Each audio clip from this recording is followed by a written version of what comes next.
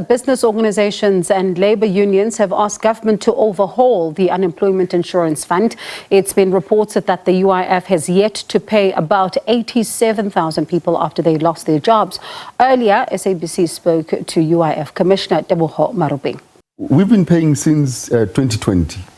Now we have over 300,000 records that still need to be cleared.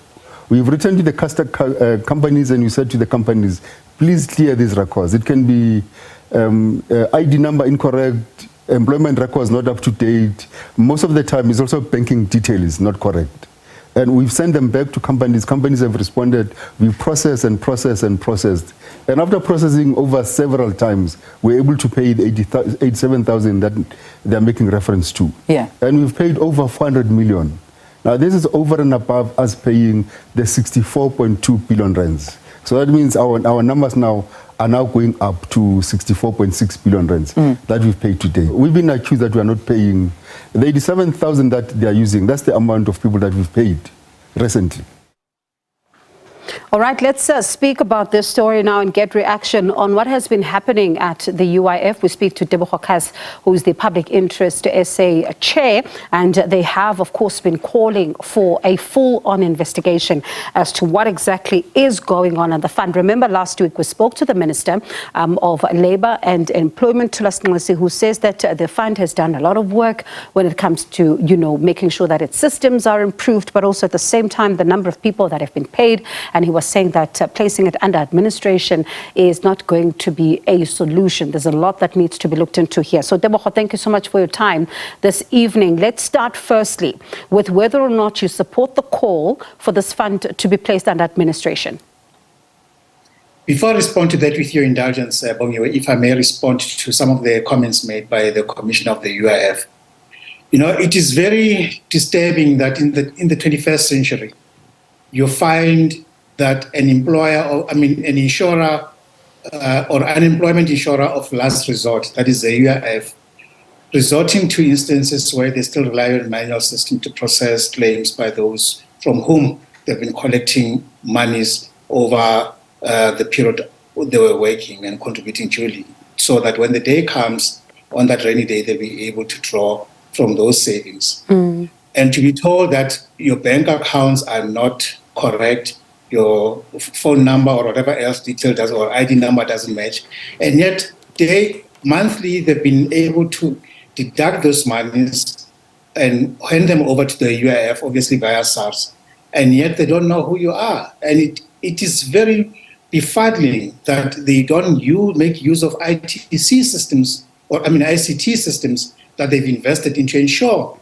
that people get to draw down the insurance funds for which they've contributed. This is just not free money. This is the money that they've worked for. And now the ignominy of having to go and queue outside for inordinate times, just trying, and only to be told that go back home and come back after you fixed in one or the other. When they could actually deal with the employers themselves directly to make sure that the IDs and any other details of the employees are up to date. It is very shocking and a sad indictment on the management of the UIF. And let me stay with that before you even answer the question on the the administration part of it. When we talk about this issue of paper, we saw it as an issue where the RAF was concerned before we saw and what is now called an improvement of the systems.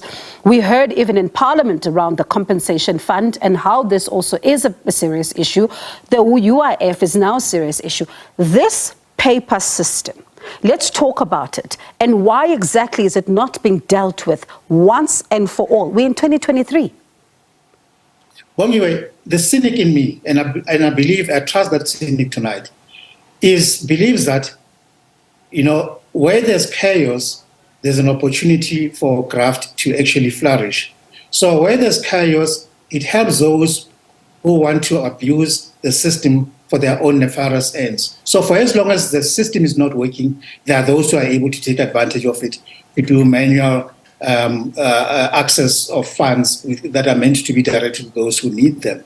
So there doesn't seem to be a political will, never mind shame on those who are responsible for this, to ensure that beneficiaries of those funds actually get to be doing. Yes, you correctly put it. It is the 21st century. Nobody goes to SARS to cure for your annual returns, refunds, or whatever it is. They get to be processed electronically into your bank accounts. And why is it that the UIF cannot implement such a basic system as refunding or paying those who are unemployed in accordance to the records that their former employers would have had on record?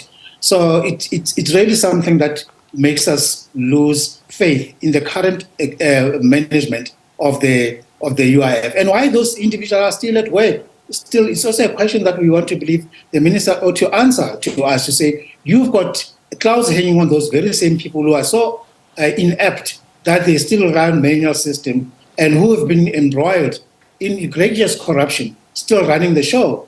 Why are you still keeping them around? Get rid of these individuals, because clearly they're not fit for purpose. They're not cut to ensure that those who are desperately needing assistance from the state, and remember, this is not welfare. This is monies that people would have had deducted from their own savings, from their own salaries monthly or weekly, to ensure that on a rainy day they'll be able to access it. So yes, you're quite correct. Why still rely on a manual system when everybody can do banking online, can do a manner of other transactions, even complicated, sophisticated transactions online, and yet you want people to go use public transport that is also unreliable, expose themselves to the elements, expose themselves to the criminal elements while they're queuing there, and some of them are actually even carrying babies to spending inordinate amounts of time in the sun or exposed to the elements just to be able to draw down on something that this is a shameful.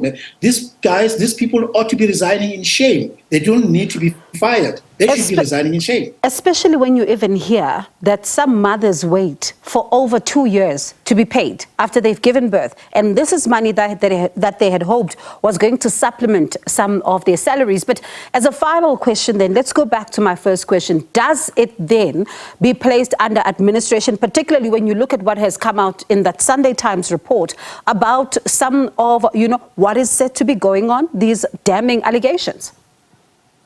Yeah, I'm not sure if placing institutions under administrations always works, because you find that it gets to be bogged down with other new power plays and patronage that also comes with it. We've seen how provinces like the Northwest, which was placed under administration, what happened to it. We've seen how municipalities which were placed under administration, that they really didn't improve even after they were restored back from administration.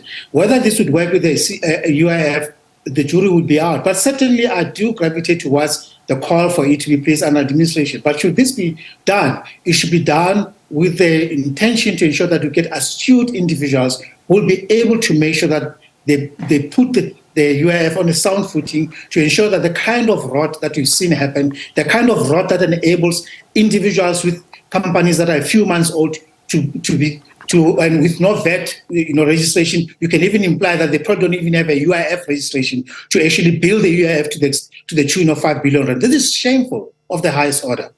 And Tebogo, this evening, just before I let you go, let me just go through some breaking news now, and I'm keen to hear your initial reaction as you hear this. We do understand, in fact, there is a statement now of the Minister of Public Enterprises, Pravin Gordhan, announcing that Mpho Makwana, Eskom chairperson, has decided to step down as the chairperson and non-executive director of the Eskom board at the AGM scheduled for the end of October. Mr. Mteto Nyati will be appointed as interim chairperson of the board of directors of Eskom. Mr. Makwana will utilize the remainder of October to hand over to the new interim chairperson of the board.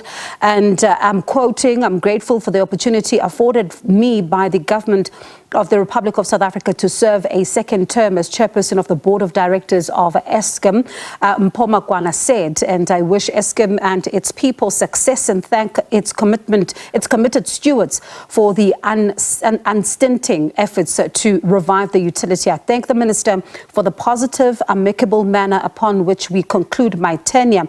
We wish to thank Mr. Makwana for his contribution during the most difficult time for Eskom. Wish him well for his future endeavors." That's Minister Gordhan, and talking about efforts that are going to now, continue to stabilize Eskom and restructure it into 3 subsidiaries.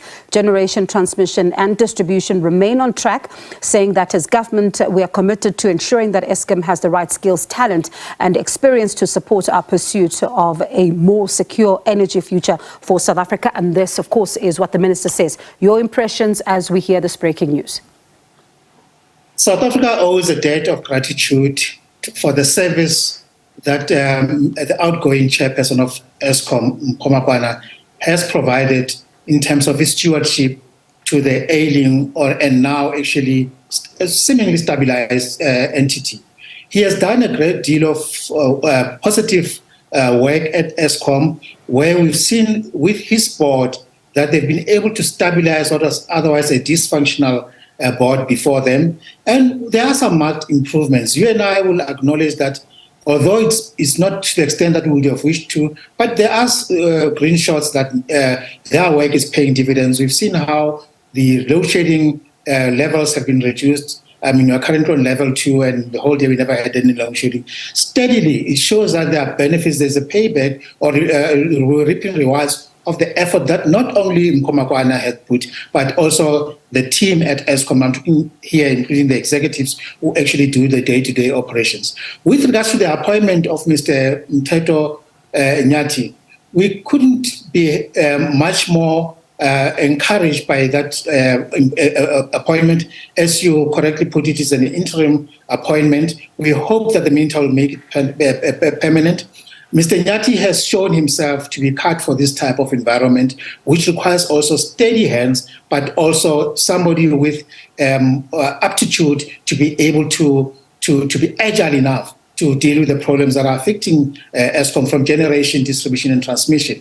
And I think Mr. Nyati's experiences in the boards, I noticed that recently he stepped down from the boards of Eskom, of Telkom as well as Nedbank, to ensure that he gives off his time to those entities or on whose boards he serves. We cannot be more grateful for this type of move by the minister. Hopefully that will also ease and fast track the process of finalizing the appointment of the new CEO, which Eskom also surely needs insofar as its operations are concerned.